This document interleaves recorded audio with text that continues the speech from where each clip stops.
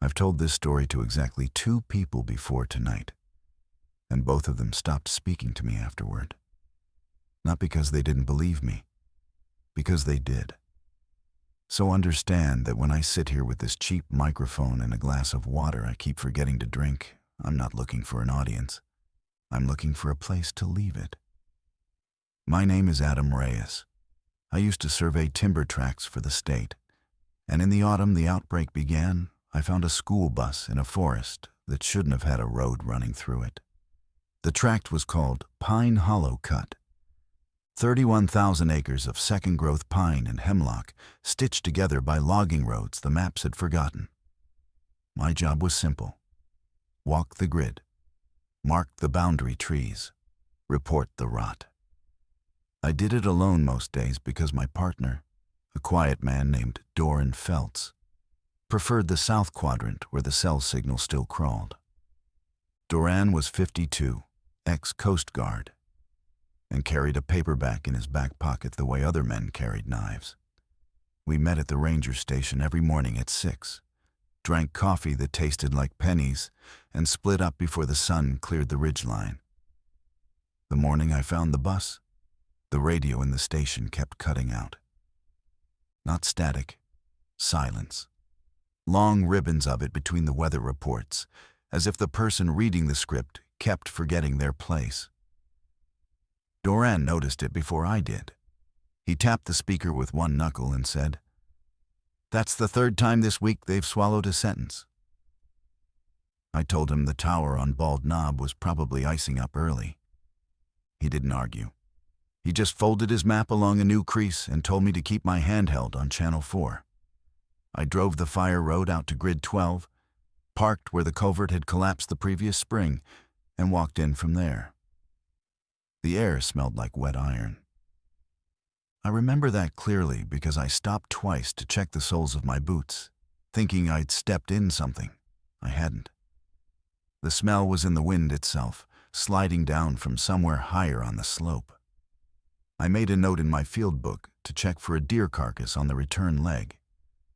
And then I forgot about it, because 40 minutes later, I came around a bend in an old skidder trail and saw the yellow. It was a school bus.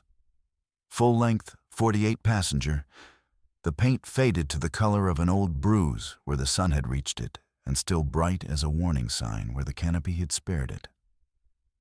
The tires were flat but intact. No moss on the hood, no rust weeping from the seams. It had not been there long. That was the first thing that put a cold hand on the back of my neck, because the skidder trail hadn't seen wheels wider than an ATV in 15 years. There was no way a bus had driven itself in.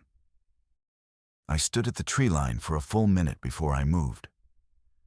I called Doran on the handheld. He didn't answer. I called the ranger station. Neither did they. I told myself the ridge was blocking the signal. I told myself a lot of things in that minute. Then I did what surveyors are trained not to do, which is walk towards something you cannot explain without first reporting it. The door was folded open, not broken, folded, the way a driver folds it when children are climbing on. I climbed the 2 steel steps and stopped at the top, one hand on the chrome bar, and looked down the aisle. Every seat had a backpack on it. Not thrown, not scattered, placed. Small ones in the front, larger ones toward the back. Each one centered on the vinyl as if a teacher had walked the aisle and arranged them for a photograph nobody ever came to take. I counted them before I touched any of them, because counting was a thing my hands knew how to do when the rest of me had stopped working. 22 backpacks. 11 rows, 2 seats per row, 1 bag on each cushion. A 12th row at the very back held only a driver's jacket, folded, and a thermos still upright in the aisle. The thermos was the detail that undid me. It was the kind of thing you set down when you mean to come right back. I lifted the nearest backpack. It was heavier than a child's bag should be, and when I unzipped the top compartment, I found a lunchbox with a name written on Asa masking tape along the handle. Kaylin M. Inside the lunchbox, a sandwich in wax paper, an apple, and a juice box. All of them dry, the bread stiff, but not moldy. 2, maybe 3 days old. I zipped it shut and put it back exactly where I had found it, because I had this sudden, ridiculous fear that a mother somewhere was going to open her front door and ask me what I'd done with her daughter's things. I went bag by bag through the front 6 rows. Every lunchbox had a name. Kaylin M. Trey B. Sophia D. Emerson H. 22 names in 22 different handwritings, the way a parent writes when they're doing it at the kitchen counter before school. I copied them into my field book. I didn't know why. I just knew I needed a record that existed somewhere besides that bus, in case the bus stopped existing while I wasn't looking.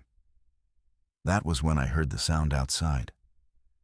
A single dry cough, close enough that I felt it against my sternum before my ears caught up. I froze with the pencil still pressed to the page. The cough came again, wetter this time, and then a third sound that I have never been able to describe properly, though I've tried. It was the sound a person makes when they've forgotten how breathing works and are trying to remember by trial and error. I crouched below the window line and moved to the driver's seat. Through the windshield, through the film of pollen and needle dust, I saw a woman standing at the edge of the skidder trail. She was maybe 30 feet from the front bumper. She wore a lanyard with a laminated card on it, the kind teachers wear on field trips. Her hair had come loose from whatever had been holding it. One of her shoes was missing. She was looking at the bus, but not the way a person looks at anything. Her head was tilted, the way a dog tilts its head at a sound it cannot place, except she was tilting toward silence and holding it. I did not move. I did not breathe. I watched her sway once, correct, sway again.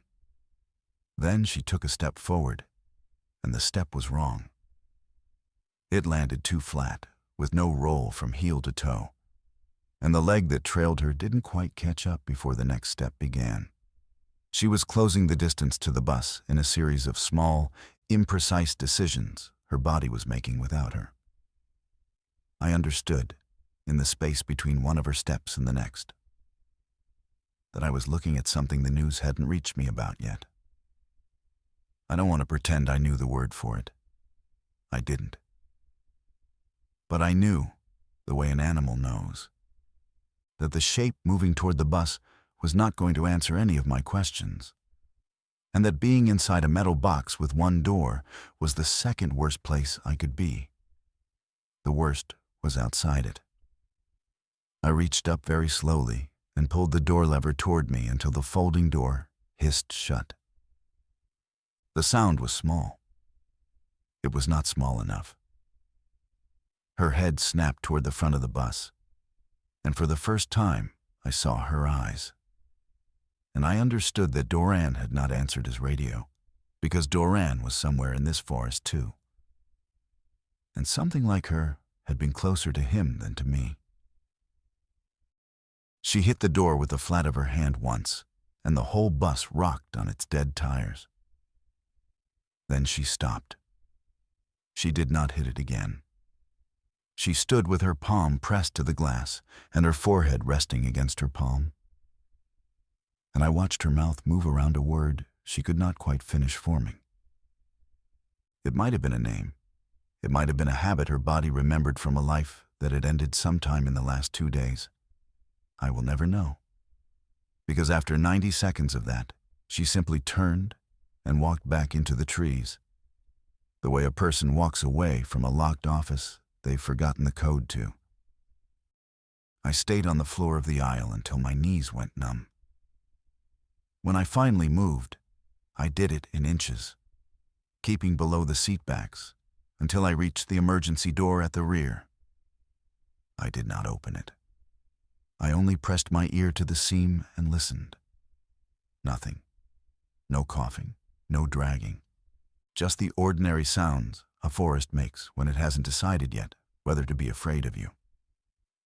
I tried the handheld again.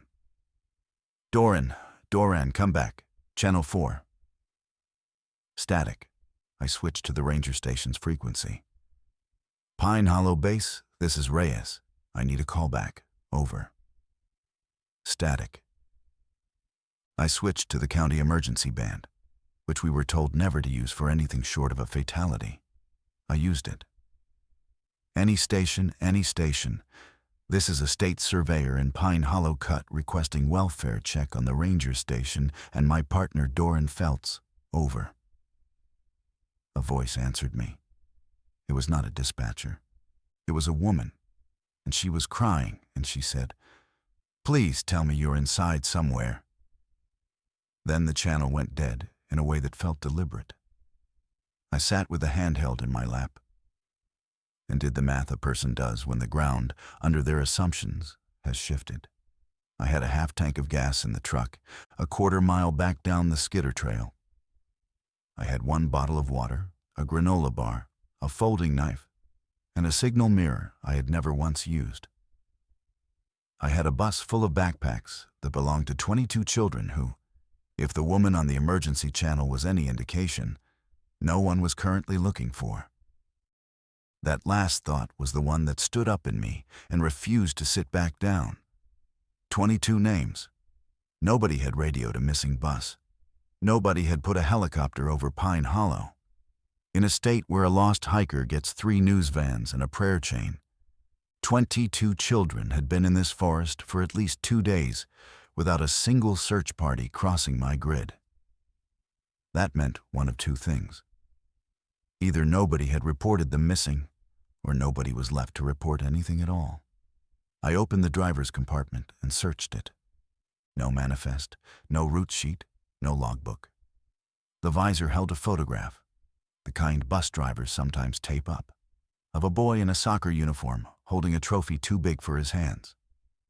On the back, in ballpoint pen, "For Grandpa Ellis, from Micah, first place." I put the photograph in the chest pocket of my jacket. I told myself I was preserving evidence. I know now I was making a promise I hadn't yet spoken out loud. I looked out the windshield one more time. The skidder trail was empty. The wind had shifted, and I could smell the wet iron smell again, stronger now, coming from a direction I had not walked yet. Uphill, toward the ridge. Toward, I realized, whatever had made 22 children step off a bus and follow their teacher into the trees without any of them coming back for their lunches. I picked up the field book. I wrote the date. I wrote, "I am going to find them," or "I am going to find what stopped them."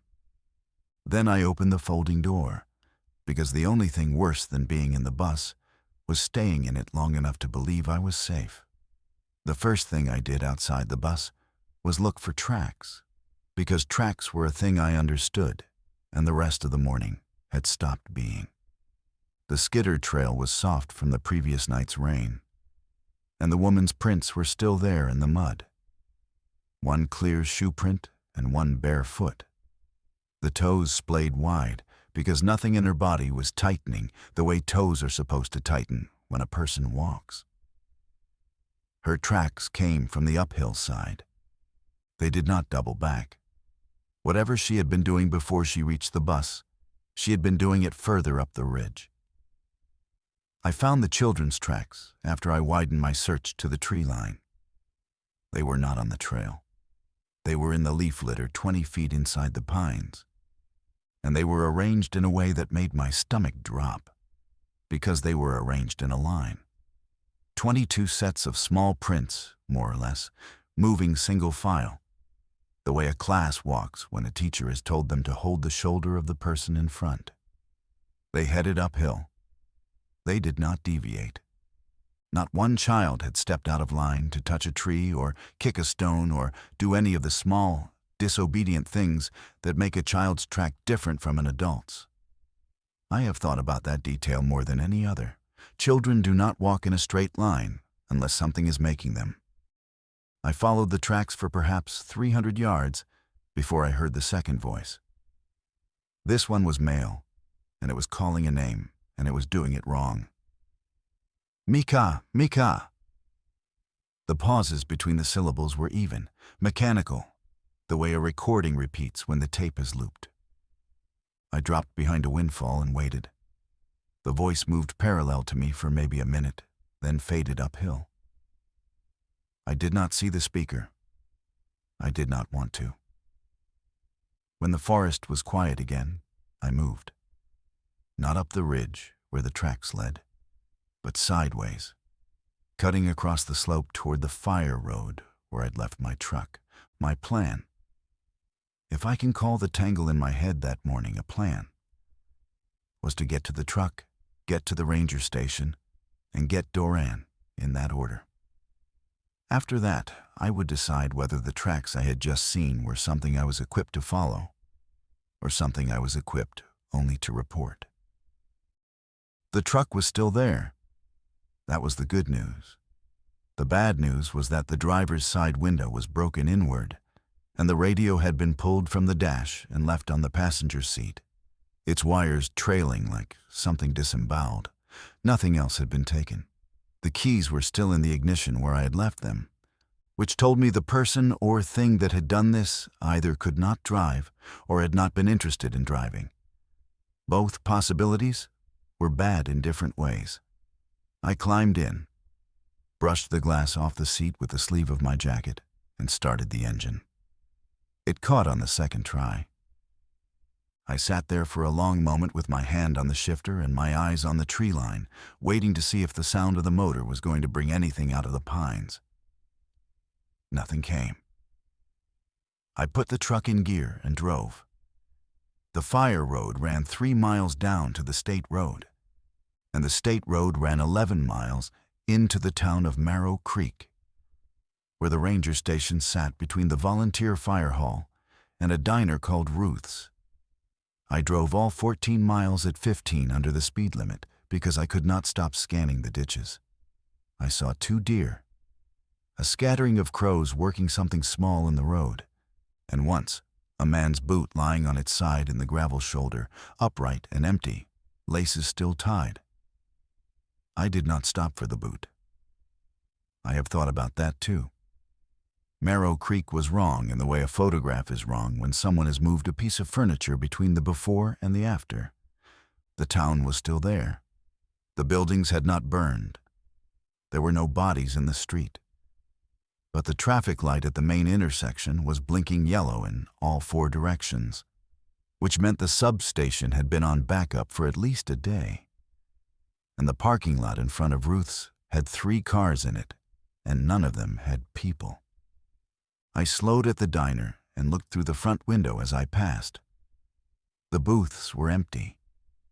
A coffee pot was still on the burner. A newspaper was open on the counter to a page nobody was reading. The ranger station was locked. That was the first thing that stopped me, because the ranger station was never locked during daylight. I walked around to the back door, the one that opened into the equipment bay, and found it standing open a hand's width, which was worse. I called Doran's name from the threshold. Nothing answered. I called it again, louder, and this time something moved inside. But it moved the way a curtain moves, not the way a person does. I went in with the folding knife open in my hand, which is a thing I have never done in a public building before or since. The equipment bay was clean. The map room was clean. The dispatch office was where I found him.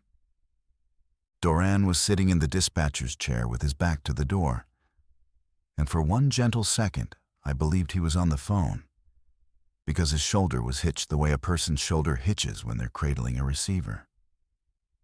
Then I stepped further in and saw that his hand was empty, and that the shoulder was hitched because something had happened to his neck that a shoulder was trying to compensate for. I said his name once more, quietly, because the part of me that was still a person needed to. He did not turn. The reason he did not turn is that he could not, and I will not describe why, because I promised at the start of this that I would not indulge. What I will say is that Doran had died with a pen in his other hand, and the pen had written 3 words on the dispatcher's notepad before it stopped. The words were not the children. I stood there for a long time. I don't know how long. Long enough that when I finally looked up from the notepad, the light through the window had shifted a full pane's width across the floor, long enough that a fly had found him. I closed the door of the dispatch office behind me with Doran still inside it, and I did it gently, because he was a man who had preferred quiet things, and it seemed important to give him one last one. In the map room, I did what he would have done. I pulled the topo of Pine Hollow cut, laid it flat, and marked the bus with a pencil dot. I marked the skidder trail. I marked the direction the children's tracks had led.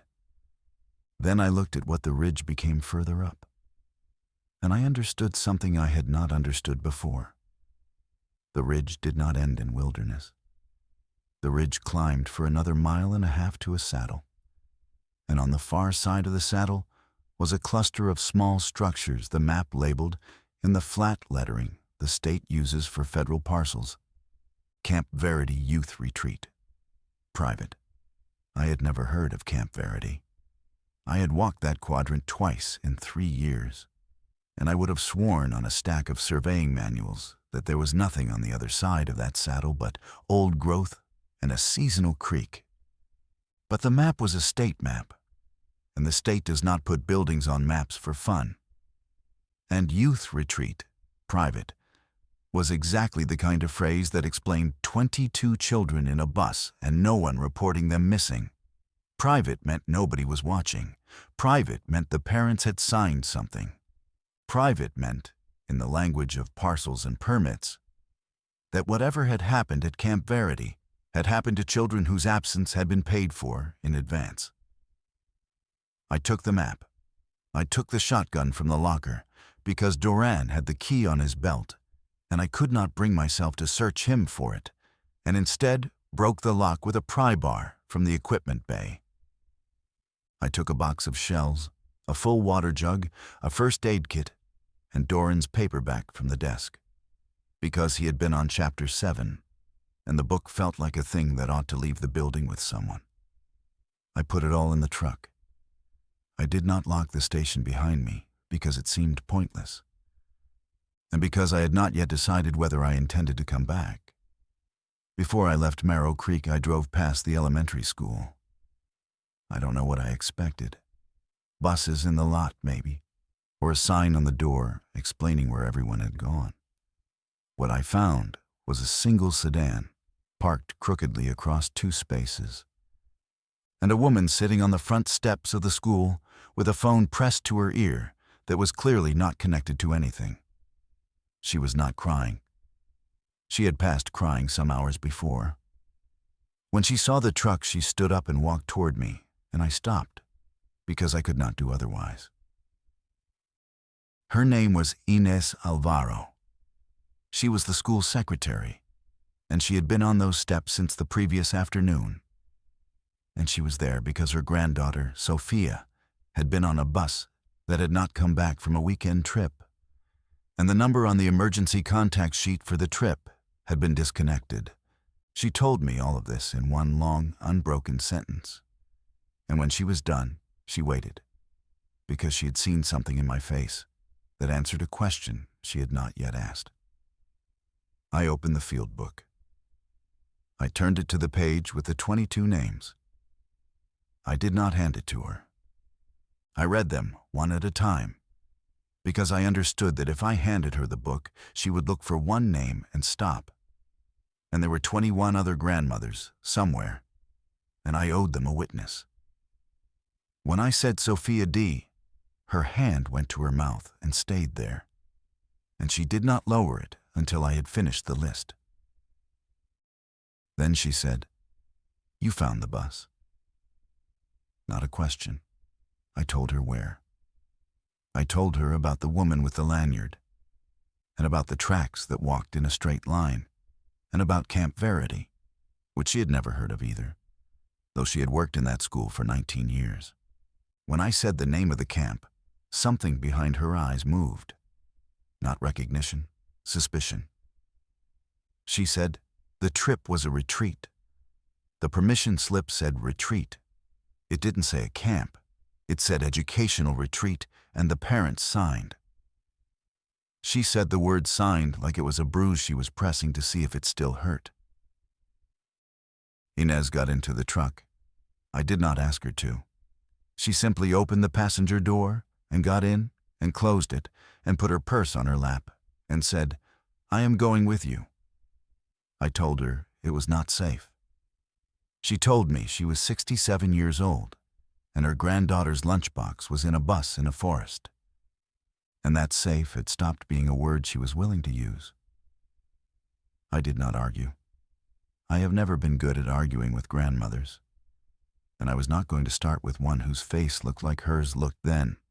We drove out of Marrow Creek the way we'd come, past the boot in the ditch, past the crows, past the diner with its coffee pot still burning. Inez did not look at any of it. She looked at the field book in her lap, and she read the names over and over under her breath. And by the time we reached the culvert where the fire road began, she had them memorized, and she was praying them. And I did not tell her to stop, because it was the first prayer I'd heard in a long time that sounded like it might be aimed at something that could actually hear. We left the truck at the culvert and walked. Inez wore the wrong shoes for it, low canvas things with rubber soles that squeaked on wet stone. But she did not complain, and she did not slow. And after the first mile, I stopped offering to carry her purse because she had made it clear, without words, that the purse was staying on her shoulder until she found her granddaughter. I carried the shotgun broken open over my forearm, the way Doran had taught me. And I carried the field book in my chest pocket next to the photograph of the soccer boy. And I carried, though I did not say it, the growing certainty that we were not going to like what was on the far side of the saddle. The bus was still there when we reached the skidder trail, exactly as I had left it. Inez walked its length once without touching it. She looked at each seat through each window. When she reached the row where Sophia's backpack sat, she stopped and pressed the flat of her hand against the glass, and she left it there for the length of a slow breath, and then she moved on. She did not go inside. I think she understood, without being told, that going inside would mean deciding whether to take the bag, and that deciding either way would be a thing she could not do yet. We picked up the children's tracks where I had left them and followed. The line was still a line. 22 sets, single file, uphill. Inez walked behind me and counted the sets in a whisper as we went, as if she needed to verify that the number in the field book matched the number in the mud. When she reached 22, she said, all of them walked." I told her yes. She said, "Then somewhere they stopped walking, and I want to be there when they did." The tracks climbed for the better part of 2 hours. The pines thinned as we rose. The wet iron smell grew and then, oddly, faded, replaced by something else. Something I could not place at first, and then placed all at once. Chlorine. The clean, sharp smell of a swimming pool. So out of context in that forest that I stopped walking to make sure I was smelling it. Inez caught up to me and I saw her nose lift, and her face changed. She had smelled it too. We came to the saddle at mid-afternoon. The trees opened onto a shallow bowl of cleared land, perhaps 4 acres, ringed by pines that had been planted, not grown. In the center of the bowl stood 4 buildings. A long, low dormitory painted the flat green of institutional siding. A dining hall with a stovepipe. A cinder block structure with no windows. And off to the side, a small in-ground pool, drained now, its blue liner streaked with something darker that had run down from the shallow end and pooled in the deep. The chlorine smell came from a plastic barrel tipped on its side by the pool's edge. Someone had used the barrel recently. Someone had used a great deal of it.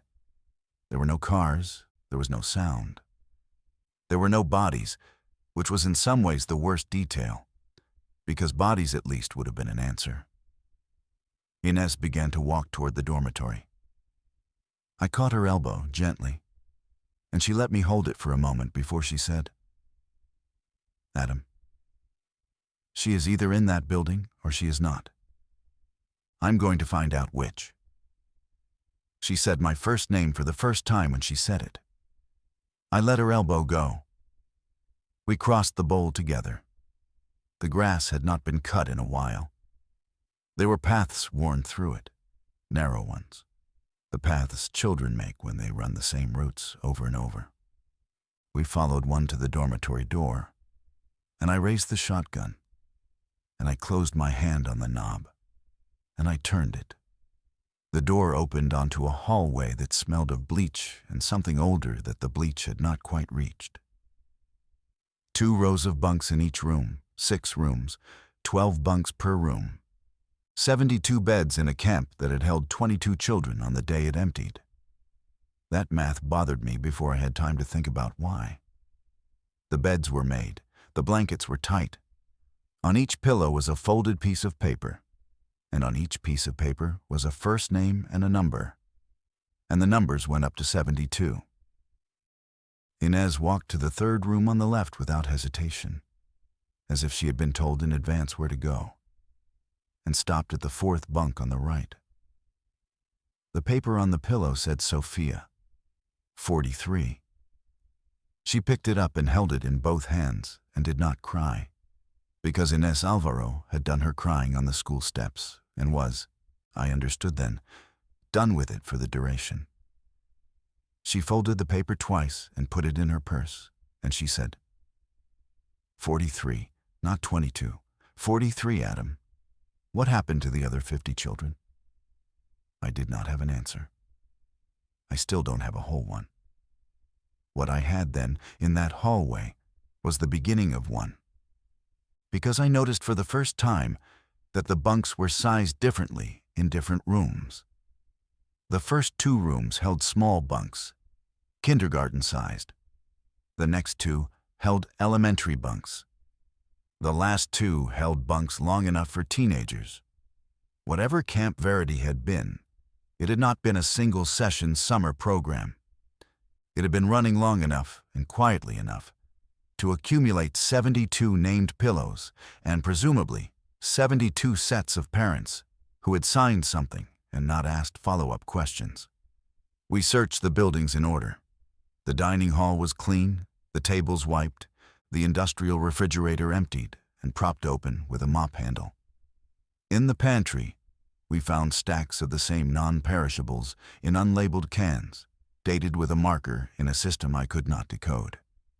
In the kitchen we found, taped inside a cabinet, a schedule. It listed times and rooms, and a word repeated over and over in the leftmost column. Dose. I did not show Inez the schedule. She saw me not showing it to her, and she said, "Put it in the book." I put it in the book. The cinder block building was locked. The lock was a keyed padlock, industrial grade, and the door was steel. And Inez and I stood in front of it for a full minute before I said what I'd been trying not to say, which was that whatever was inside that building was the thing I had come to Camp Verity to understand. And I did not want to understand it, and I was going to have to. Inez said, "There is a window in the back, high up. I saw it from the pool." There was. It was small and slotted and set at the top of the rear wall the way a basement window is set. I stacked 2 propane tanks from beside the dining hall and climbed up on them and looked in. I want to be careful here, because I said at the start of this that I would not indulge. So I will tell you only this. The room inside was not a room where children slept. It was a room where things had been done that adults do to other adults' children when the adults believe no one is watching, and when the paperwork has already convinced them that what they are doing is a kind of research or a kind of care or a kind of correction, I saw enough to understand that Camp Verity had not been overrun by the outbreak. Camp Verity had been doing something, and the outbreak had walked into the middle of it, and the staff had chosen, when the choice came, to walk out through the pines with a lanyard around their neck rather than stay and face what they had made. I climbed down without speaking. Inez looked at my face and did not ask. We were still standing there when the sound started. It came from the far end of the bowl, from the tree line we had not yet approached, and it was the sound of a great many feet moving at the same time. Not a stampede. A procession, slow, even. The same wrong rhythm the woman at the bus had walked with, multiplied. They came out of the pines in a column. I counted as they emerged, because counting was still the thing my hands knew how to do. 16 adults in the front, all of them wearing the same laminated lanyard the woman at the bus had worn, all of them walking with the same broken gait. Behind the adults, in a line, holding shoulders, came the children. I counted them twice because my eyes kept flinching. 19, not 22. 3 of the children from the bus were not in the line. Inez saw them at the same moment I did. Her hand went to my sleeve and closed on it. She did not speak. I could feel her looking, one small face at a time, down the line of children. And I could feel the moment her hand tightened. And I knew without turning that she had found Sophia. The column crossed the bowl toward the dormitory. They did not see us, or if they saw us, they did not register us as anything they needed to respond to. Their eyes were on the door. It was, I understood, the time of day at which they were supposed to enter that door. Whatever remained of them was following a schedule they had been trained into before the thing that had unmade them arrived. We were standing between the column and the dormitory door. I pulled Inez sideways behind the cinder block building, and she came, though her hand did not let go of my sleeve. We watched from the corner as the column reached the dormitory and stopped, because the door was open, and I had left it open. And the open door was not what they were expecting, and their schedule did not have a page for improvisation. The lead adult, a man with a clipboard still clipped to his belt, stood in the doorway and swayed. The others stopped behind him. The children stopped behind them. For perhaps 30 seconds, nothing in the bowl moved except the wind in the pines. Then one of the children broke line. A small girl, maybe 7, with a braid that had come half undone. She stepped sideways out of the column and turned her face toward the cinder block building, toward us. She was not looking at us the way the woman at the bus had looked at the bus. She was looking at us the way a child looks at an adult she has decided to trust. Her mouth moved. She was trying to speak. Inez made a sound I have never heard a person make before, half in and half out, and she stepped from behind the building before I could stop her. The girl was not Sophia. I want to be clear about that. The girl was not her granddaughter. But she was a child, and she was trying to say a word. And Inez Alvaro had been a school secretary for 19 years. And there are things a woman like that cannot unlearn, no matter what she is looking at. The girl said, quite clearly, "Miss." The column turned. Not the children, the adults. 16 faces, at once, in the same wrong motion, swiveling toward Inez. The clipboard man took one step out of the doorway. His mouth opened. The sound he made was not a word. It was the sound the woman at the bus had made, the one I could not describe. And now there were 16 of them, making it in something close to unison. And the sound had a shape, and the shape was hunger that had been taught to walk in a line. I raised the shotgun.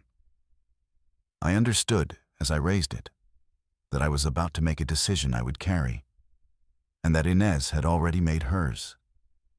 and that the girl with the half-undone braid was going to be part of whatever the two of us did next, whether we deserved to be trusted with her or not.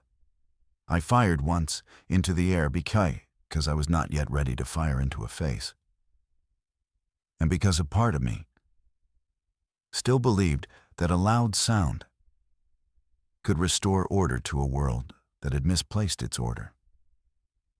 The report cracked across the bowl and came back off the pines. Every crow in the trees left at once. The column did not scatter. The adults did not flinch. But the children did, all of them, in a single simultaneous jolt, as if the sound had reached a part of them the rest of the ruin had not yet touched. Two more children broke line, a boy of maybe 9 and a taller girl who could not have been older than 12.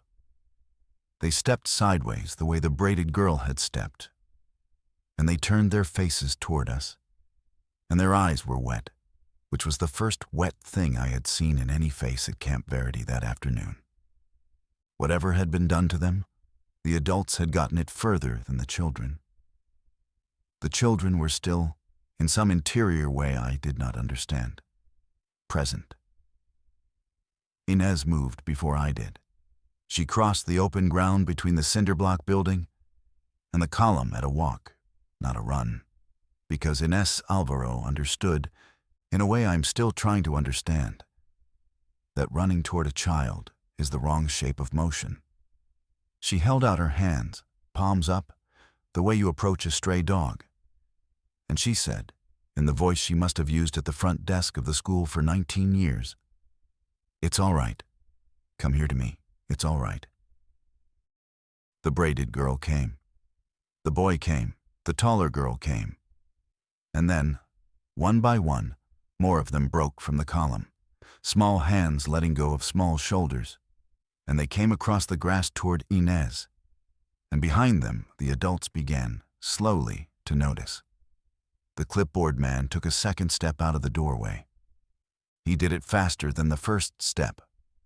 Whatever was in him was learning, in real time, that the schedule had failed and that a new pattern was required. I moved. I crossed to Inez and stood between her and the column with the shotgun leveled at chest height, because chest height was the only aim I could hold without my hands shaking. I said her name once. She did not look at me. She was crouched now, her arms full of the braided girl, and 2 more children were pressed against her back. And Sophia had not yet come out of the line. I saw Sophia. I saw her because Inez saw her, and Inez's whole body was turned toward one specific place in the column. And I followed her gaze and found a small girl in a purple jacket, third from the end of the children, still holding the shoulder of the child in front of her.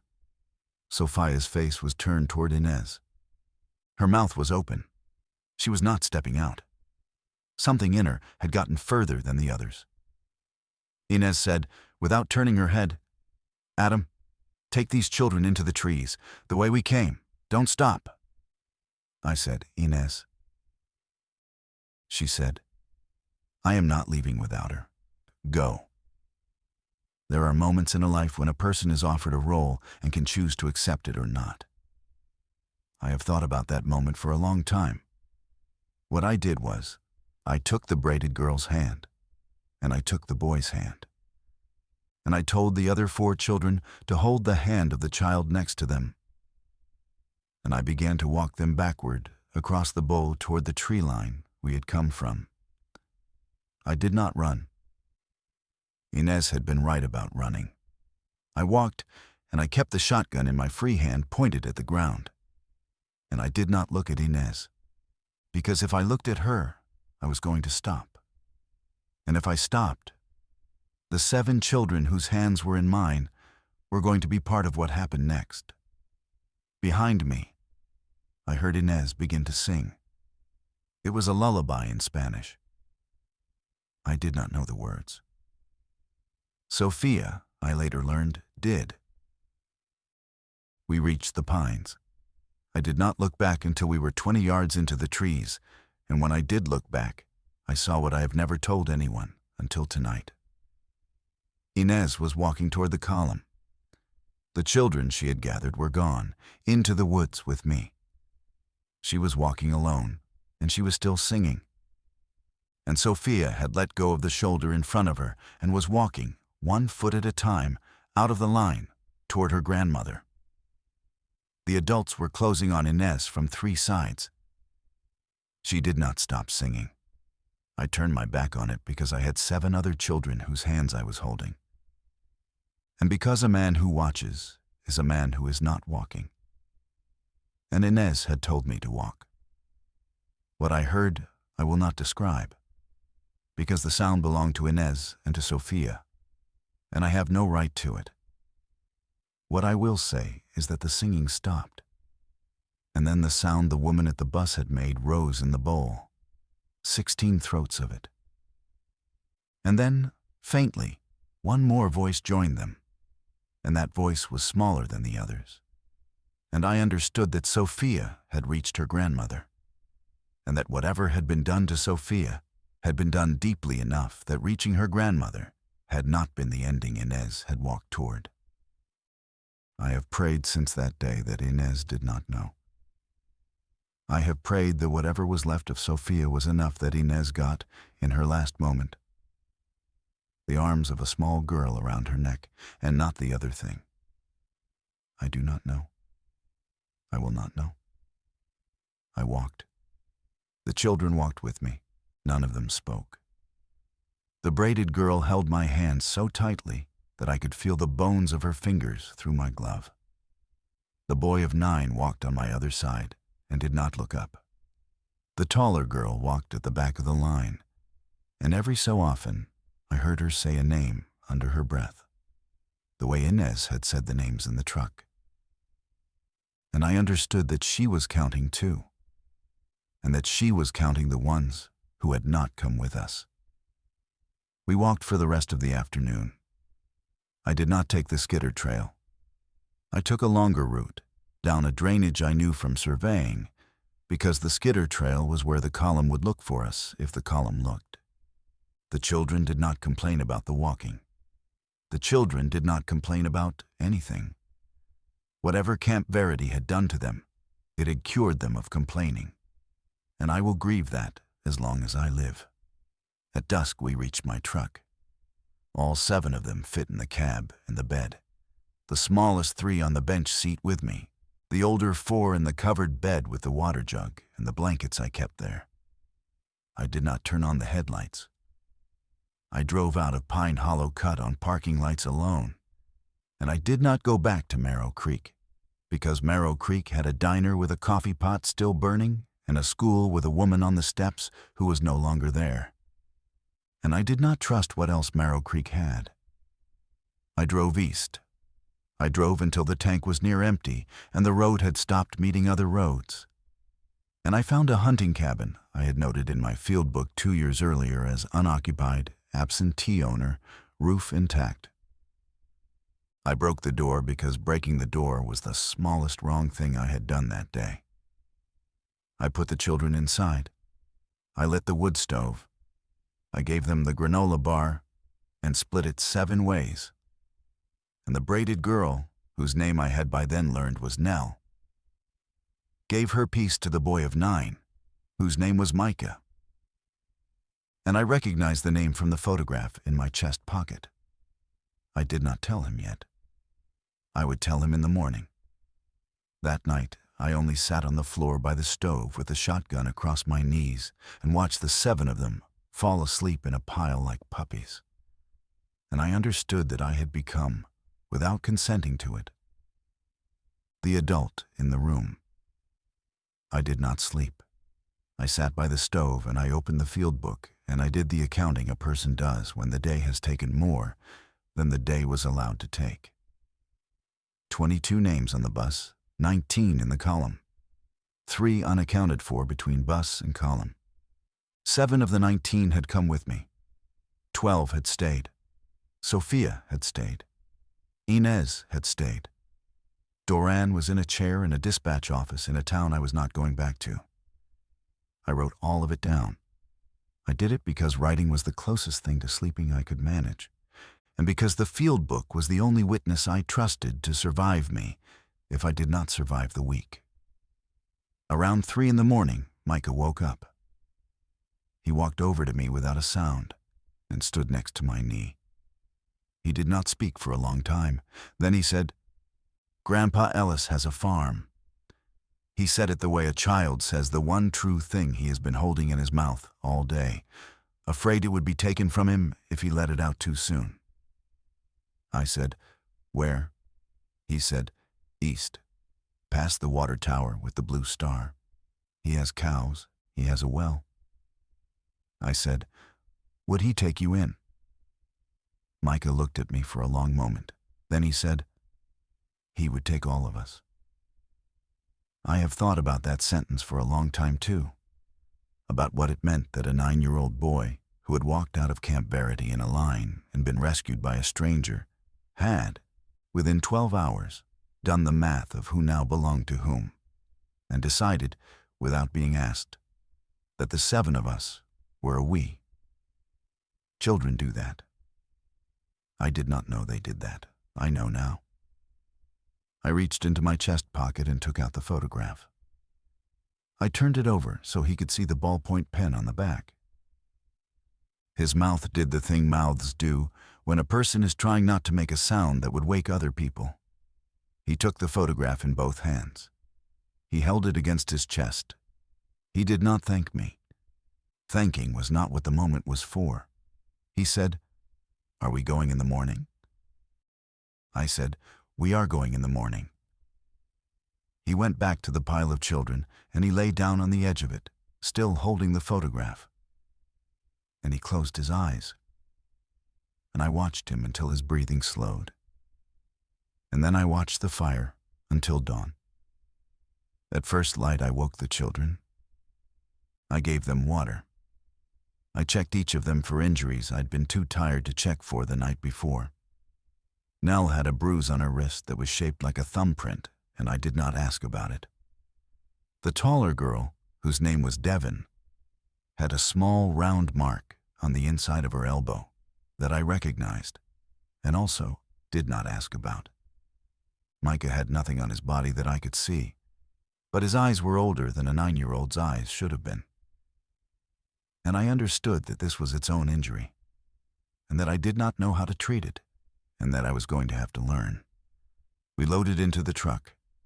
I drove east. I found the water tower with the blue star by mid-morning. I found Grandpa Ellis's farm by noon. He was on the porch with a rifle across his knees. And when he saw Micah in the passenger seat, he did not lower the rifle right away, because he was old and careful, and the world had already taught him, in the previous 48 hours, that he could not trust his eyes without a second look. Then Micah opened the door and got out and ran across the yard. And Ellis put the rifle down on the porch boards and came down the steps 2 at a time. And I watched a man of 70+ years catch a 9-year-old boy in his arms and hold him the way a person holds the thing they had already begun to grieve. Ellis took all 7 of them. He did not ask me for their papers, because there were no papers. And he did not ask me for their stories, because he had watched Micah's face and knew that stories were a thing that would come out of these children on their own schedule, or not at all. What he asked me for was the field book. I hesitated. The field book was, by then, the only thing I still owned that felt like it belonged to me. But I gave it to him, because Ellis had a barn and a well and a locked pantry and a rifle he knew how to use, and I did not. And the field book was safer in his hands than in mine. He read it at the kitchen table, while the children ate the first hot meal they had eaten in longer than any of them would tell me. He read every page. When he reached the schedule from the dining hall cabinet, the one with the word "dose" in the leftmost column, he closed the book and put his hand flat on the cover and did not move for a full minute. Then he said, I know the name on the top of that schedule. I said, how? He said, he was a doctor in Marrow Creek 30 years ago. He lost his license. He went private. People forgot. I did not forget. I had reasons. He did not tell me the reasons. I did not ask. Some accounts a man is entitled to keep in his own book. Ellis let me stay 2 nights. On the 3rd morning, he stood on the porch with me and said, in the voice of a man who had already decided a thing and was not going to argue about it, "You cannot stay here, Adam. Not because I don't want you. Because those children need one adult they don't associate with the walk out of the woods. You are the walk out of the woods. Every time they look at you, they will see the bus. I will be there after. You have to be there before, and before has to leave." I understood him. I did not like him for it in that moment. But I understood him, and I've come to be grateful for it since. He was right. Children heal in the presence of adults who are not also healing from the same wound. I was not going to be that adult, not for a long time, and possibly not ever. I asked him what he was going to do with the field book. He said he was going to keep it in a fireproof box under the floorboards of the pantry, and that if the world ever came back to a shape in which such a book could be given to a person who could act on it, he would give it to that person. If the world did not come back to such a shape, he would burn the book before he died, because names like the ones on the schedule should not outlive the people who could avenge them. He gave me a full tank of gas from his own reserve. He gave me a canvas bag with bread and hard cheese and a jar of honey. He gave me, wrapped in a dishcloth, a small revolver and a box of shells, and he said, "The shotgun is loud. This one is for when loud is not what you need." I took it. I did not want it. I took it. Nell came out to the truck before I left. She had washed her face. Her braid had been redone, tight, by someone who knew how to braid a child's hair. She stood on the running board, so her face was level with mine through the window, and she said, "Are you going to find the other ones?" I said, "The other ones?" She said, "The ones who stayed in the line." I did not answer her right away, because the honest answer was that I did not know, and because I had already learned from Inez that a child asks a question like that only when she has already answered it for herself and is checking your answer against hers. I said, "I am going to try." Nell nodded once, the way a much older person nods, and she stepped down off the running board and walked back to the porch without looking back. Micah watched me from the porch railing. He raised one hand. I raised one back. Then I drove. I have been driving, in one form or another, ever since. Not always in a truck. Not always alone. The world since Camp Verity has taken shapes I did not have vocabulary for on the morning I walked into that bus. And I've learned some of the vocabulary and refused to learn the rest.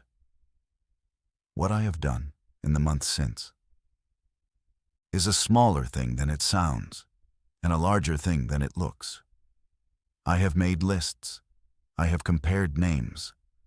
I have found, in the ruins of small towns and the shells of private facilities and the paperwork of parents who signed things they should not have signed, other children who walked in lines. Some of them I have been able to walk out. Some of them I have not. I have not been back to Camp Verity. I have been within 5 miles of it twice, on other errands. And both times the wind was wrong, and I turned the truck around. I do not know whether the column is still there. I do not know whether Ines and Sophia are among what remains of it. I have made a decision about that not knowing, which is that the decision to know or not to know is not mine to make, because Sophia's mother is still alive somewhere, and Ines's daughter is still alive somewhere. And if any accounting is ever done of Pine Hollow Cut, it will be done by them, not by me. I am a witness.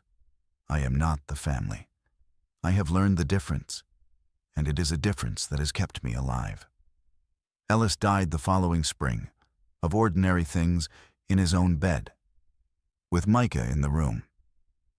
Micah wrote me a letter about it in the careful handwriting of a boy who had recently decided to be a man.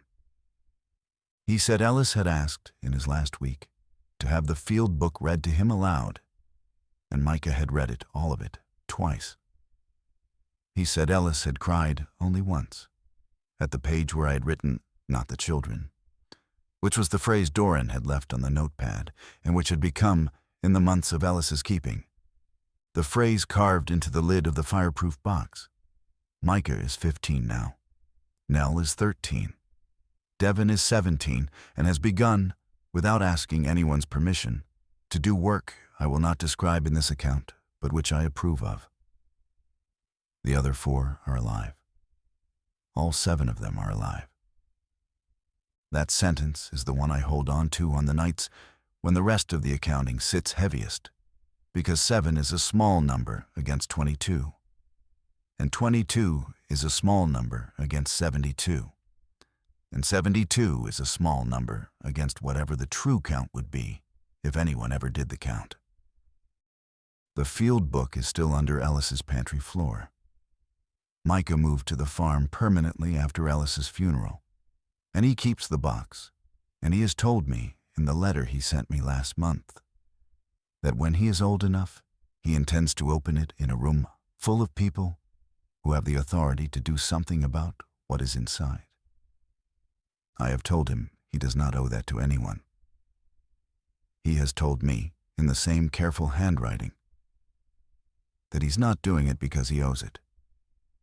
He is doing it because Inez sang in Spanish while she walked, and because Doran wrote 3 words with the last thing he had, and because I put a photograph of a boy in a soccer uniform into my chest pocket on a morning when I could have left it on the visor, and because none of those choices were owed either, and choices that are not owed are the only ones that count. I do not know how this story ends. I know how the part I was in ends. It ends with a 9-year-old boy running across a yard, and an old man coming down 2 steps at a time to meet him, and a woman in a purple jacket who did not come out of a line, and a grandmother who sang, and a field book under a floor, and me in a cheap chair, at a cheap microphone, telling the truth about a yellow shape between the trees. I keep the photograph in my wallet now, not my chest pocket. Wallets are what men my age carry when they have decided to survive. Micah told me, in one of his letters, that Ellis had wanted me to have it back, because a promise made to a photograph is a promise the photograph should be allowed to witness being kept. I look at it more often than I should. The boy in the soccer uniform is unrecognizable from the young man Micah has become.